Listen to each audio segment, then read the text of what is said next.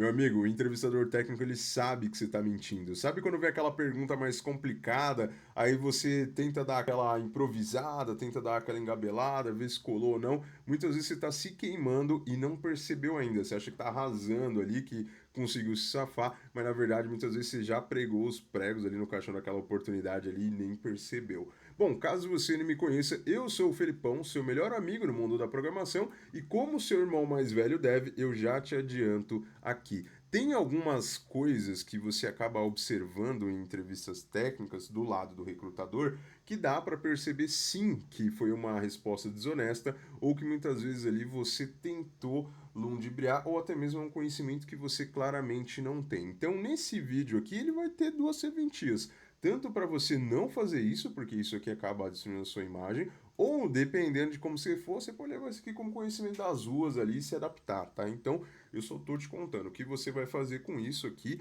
aí é com você. Bom, primeira coisa, quem sou eu na fila do pão para estar te falando alguma coisa sobre entrevista técnica?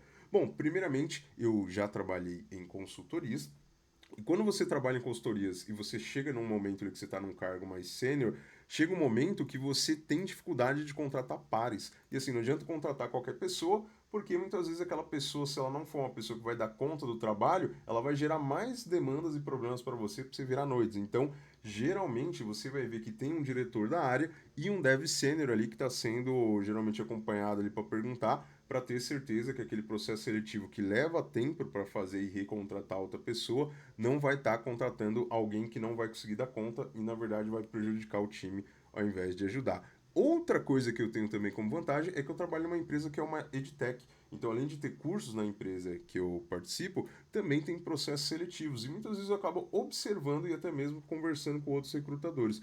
Então, você acaba vendo que existem coisas que são muito comuns de observar. Só que geralmente, quando você está do lado do dev, que como eu estive boa parte da minha vida ali e continuo de certa forma, você vê que tem coisas que a gente acaba não percebendo ali no ar, né? Então você pode chamar de malícia ou você pode chamar ali de conhecimento de causa, seja como preferir. E a primeira coisa assim que acaba te entregando é quando você faz alguma pergunta para o dev e aí, geralmente aquela pergunta é sobre alguma coisa relacionada a código. Pode ser sobre design pattern, pode ser sobre Solid, pode ser sobre Clean Code, pode ser o que for. E aí, qual que é o primeiro ponto ali que dá para perceber que a pessoa talvez já começa a distanciar do que realmente precisa ali? É quando a pessoa ela tenta enrolar muito, então ela tenta ir falando, fala quase como se fosse uma Wikipédia ali, para ver se nesses vários tiros do que ela tá falando, ela vê na reação do diretor ou dos dev ali que estiver acompanhando ali se ele dá alguma reação positiva. Então,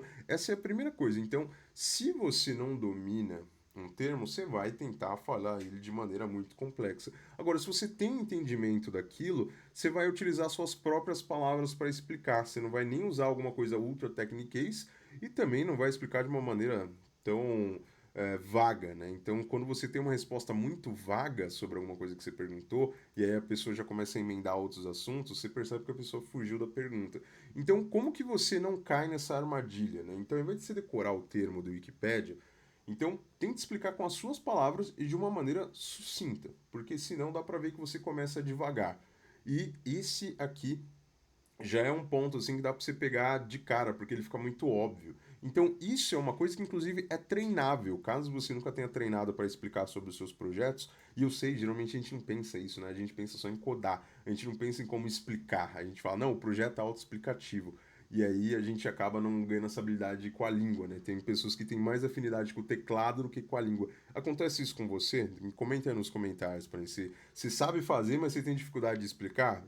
Comenta aqui embaixo aqui só para a gente se conhecer. Então, se você começa devagar demais, acaba te entregando. E aí, quando a gente começa a partir para conceitos, tem uma outra coisa assim que entrega muito se a pessoa ela domina aquilo que ela está falando ou ela só acostumou a copiar e replicar aquilo. Que é quando você pergunta alguma técnica ou algum conceito e a pessoa ela só consegue te explicar mostrando um código. Ela não consegue te explicar com as palavras dela o conceito. Ela, não, peraí que eu vou compartilhar o código. Aí abre o GitHub. Não, tá vendo? Aqui que eu tô fazendo isso aqui. Ela não consegue explicar o que ela fez. Por quê? Porque ela tá acostumada muitas vezes a só replicar. Ela às vezes viu em algum curso, viu em alguma outra coisa e ela não sabe exatamente o que ela está fazendo. Ela sabe que faz e funciona.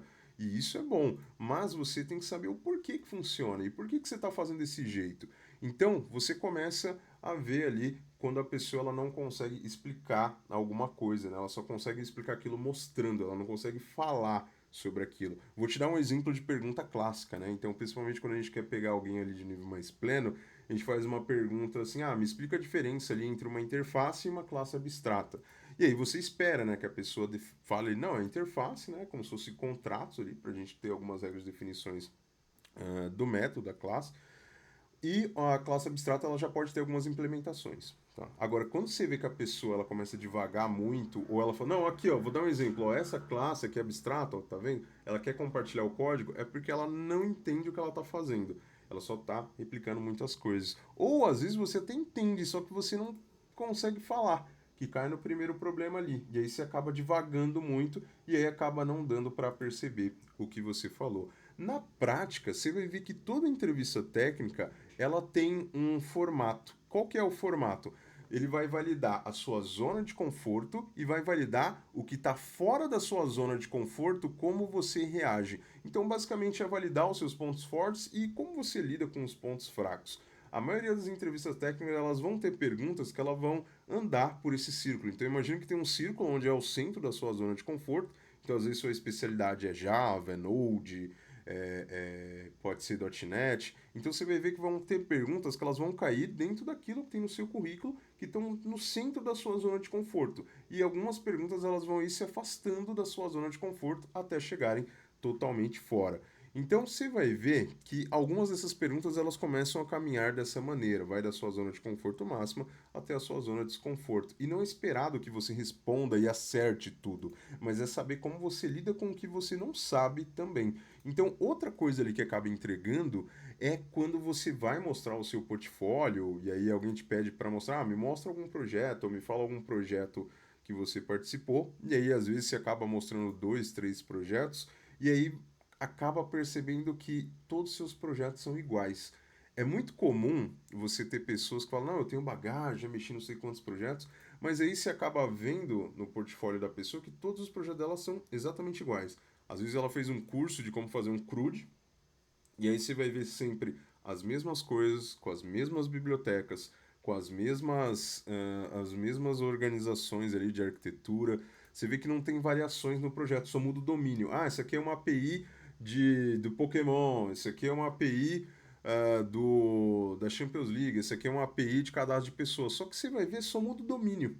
Ela não coloca técnicas diferentes ali, não tem uma diferença real. Você vê que os projetos são muito parecidos, né? Ela só replicou. Isso pode indicar duas coisas. A primeira que pode ser, dependendo do nível da pessoa, às vezes a pessoa é uma sênior, às vezes ela está enviesada porque ela não mexeu em tantos projetos assim. Às vezes ela mexeu em um tipo de projeto a vida inteira, ou naquela empresa que ela ficou por muito tempo, ela só via projeto daquela maneira e acaba ficando enviesado, o que é normal. A segunda coisa que também pode ser, dependendo do seu nível, do seu momento de carreira, é que você não sabe se questionar ou sair da sua zona de conforto, não testa muitas coisas.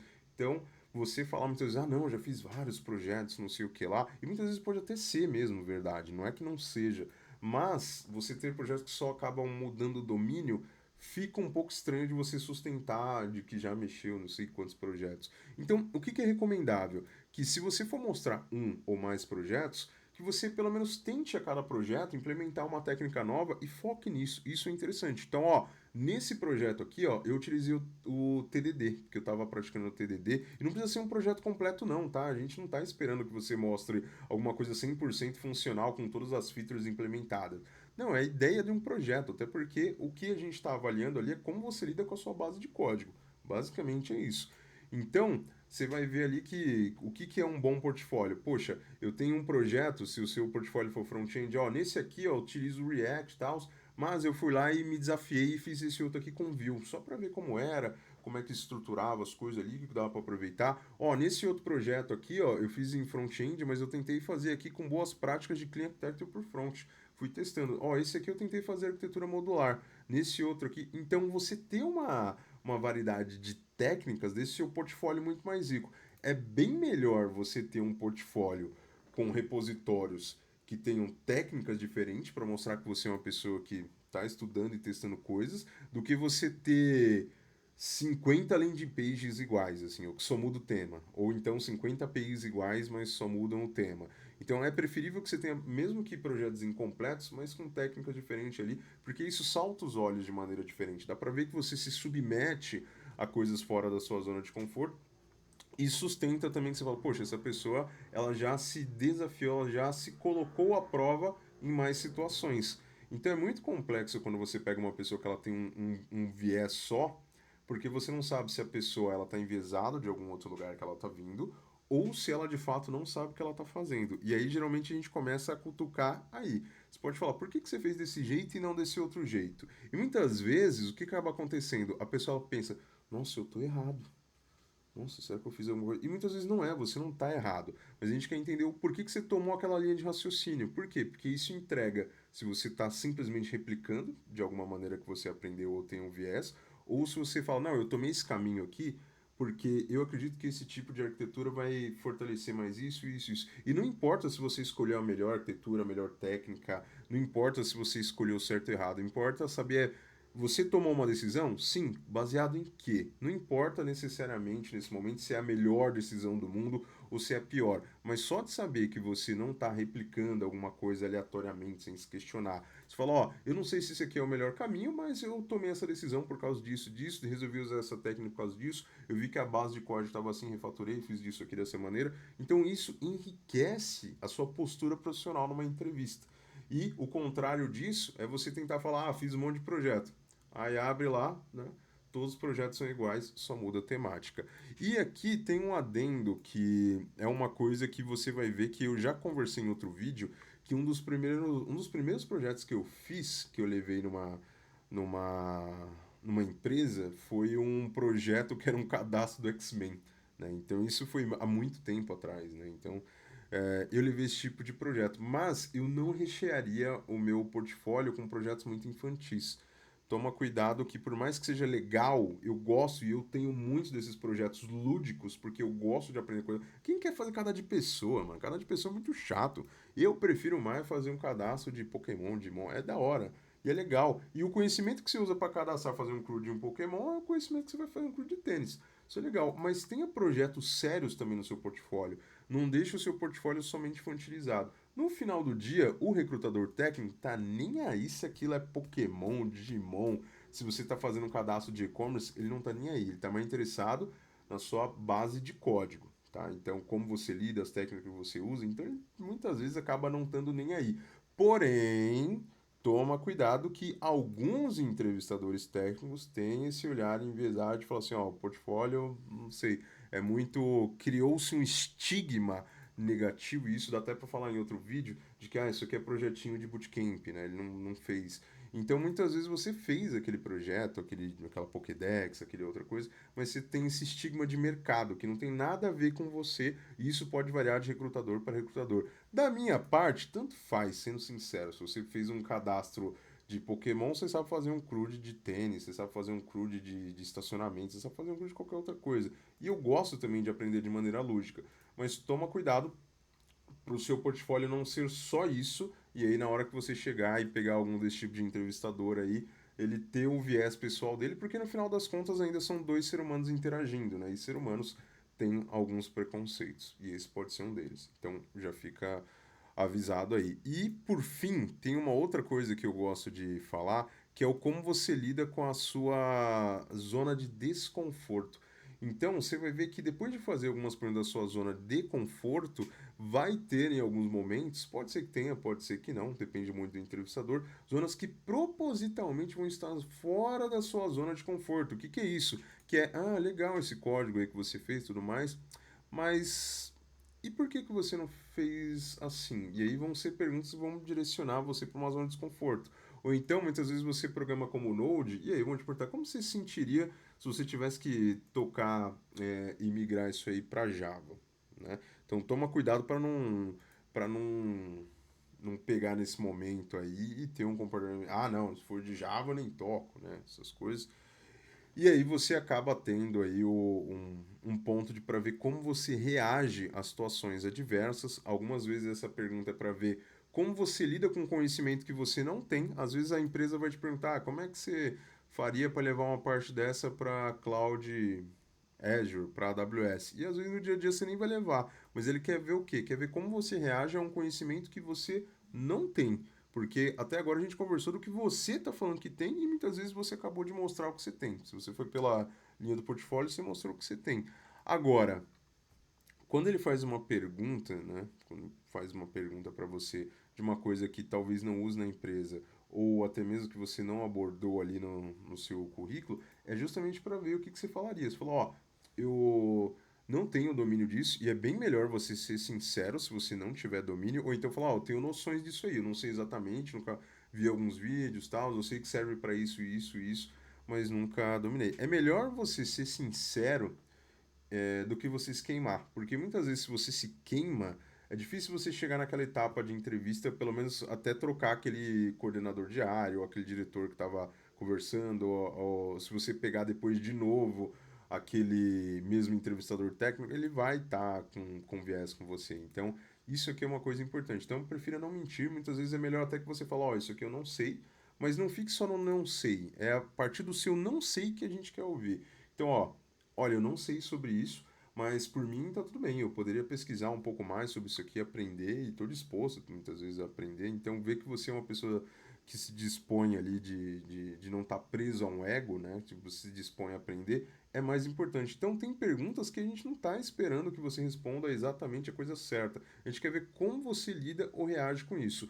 Agora, você também pode fazer perguntas na entrevista técnica. E, inclusive, você pode descobrir se aquela vaga é uma furada para você. E talvez você não queira entrar nessa vaga aí. E aí, para isso, eu fiz esse outro vídeo aqui que é complementar esse aqui. Dá uma olhada nesse vídeo lá, que eu considero ele uma continuação desse aqui, só que dessa vez do seu lado.